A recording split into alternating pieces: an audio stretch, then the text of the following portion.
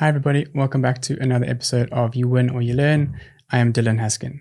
So I'm trying out something new this time. I'm using a pair of headphones. As somebody with a speech impediment, been trying some different things to see how I can make my own life easier. And it seems to be when I can hear myself in earphones, I speak a lot more clearly. So we're going to give it a go, and I'm going to be using headphones for the next while, and we'll see how this works out. In this episode, I want to talk about 3 of the things that I feel like I learned in this year while running our business. The first thing being is watch your expenses. So when you're running a business, you've got overheads, you've got your staff, you've got your those kind of fixed costs, you've got other expenses here and there. Now, it's quite easy to lose track of what those expenses are. And especially when it comes to subscriptions, you can forget you have subscriptions, or you have subscriptions that you used to use and now you don't use them anymore. Anyway, you can build up quite a lot of expenses while you are running a business. And the income, especially when a business is new, and I think anytime really, goes up and down. And obviously the problem comes when your income is less than your expenses. Now you don't have enough to cover it. We had an experience this year where we had a few quite quiet months. We had some clients who moved on and dropped off, and we needed to really quickly figure out how we can lower expenses. And when we really went into it, there was a lot of expenses that we probably should have dropped off even while we had the money that weren't necessary. So in one way, it was quite helpful to be put in a situation where you really need to look at how to cut costs. But it's obviously a super stressful situation as well, and it's not ideal. But I think the main takeaway we got from this experience was to keep an eye on expenses, even when things are going well, and to be basically looking, or basically asking yourself, when you have whatever the expenses, is this contributing to the business? The second thing I want to talk about is about being adaptable. So I suppose this comes in with the first one as well. When you get into the situation where all of a sudden expenses are more than income, you kind of need to be adaptable to get out of that situation. But what I'm kind of talking about here is with clients and with work. So we had a client that we started doing social media content for, and we did it for the first month. The second month, he asked us, can we do something completely different? It was still in the area of creating content and those type of things, but it wasn't for social media. It was all internal, and we needed to quickly adapt to what the client actually needed. It's completely shifted the goals that we have for that client, and now we kind of reworking what it is that we actually offer them and what is it that we can be of most value to them. If we weren't adaptable, for example, and we were just no, but we only do this, then we basically would have lost that client. Obviously, there's still a line out there where a client wants you maybe to provide a service that isn't part of your business at all. But ours was more the one was the social media marketing, handling the accounts, creating content for social media, and it shifted into internal content.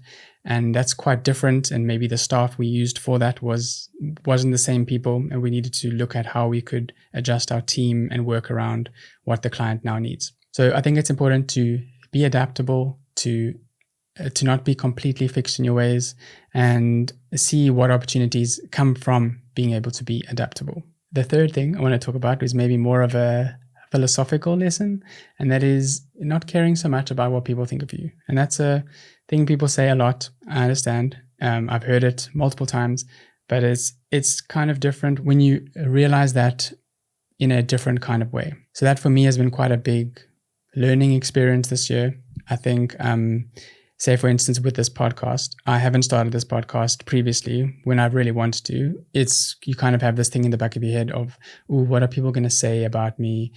Oh, here's another guy doing a podcast, or whatever the thing is that goes through my head, how people are going to look at me. And I don't know, I can have all these ideas that how they're going to think about me. And what happened before is that way of thinking is what stops me from doing things that I actually want to do.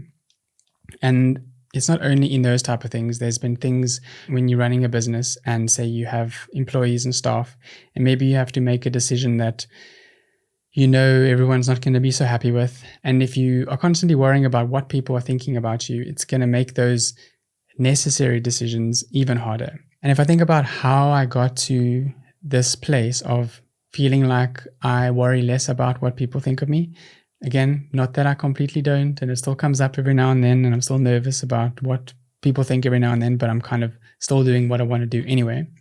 But there was a realization that I had that if I know what my why is, so meaning if I know why I want to do this, if I know why I need to make this, say, uncomfortable decision at work, if I know what that why is, then I have I sort of have a confidence of putting myself out there and dealing with if there is backlash that comes from it.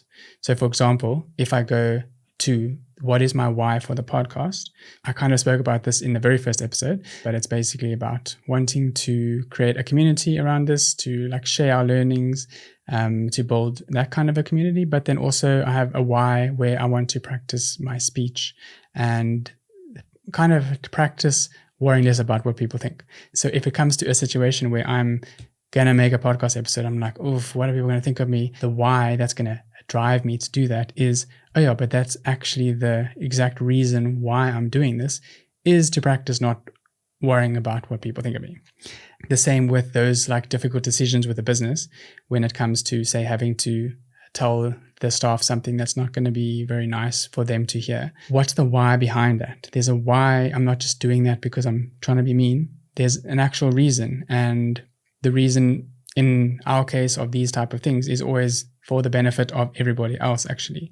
If we have to lower, say, expenses, let's go back to this expenses thing. I'll use this as an example. But let's say, so with the staff, we needed to cut costs. We needed to we used to have like a monthly like lunch out together, which was very nice and everyone really appreciated it.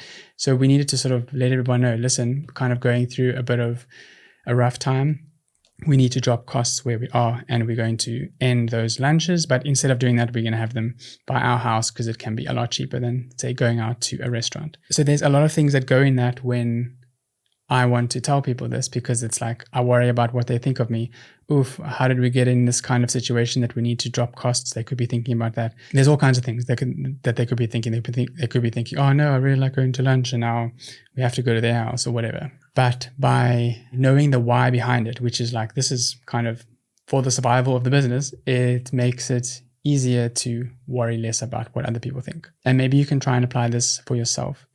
If you feel like you are worried about doing something because you are scared about what people will think of you, think to yourself, what is the reason why you want to do this in the first place?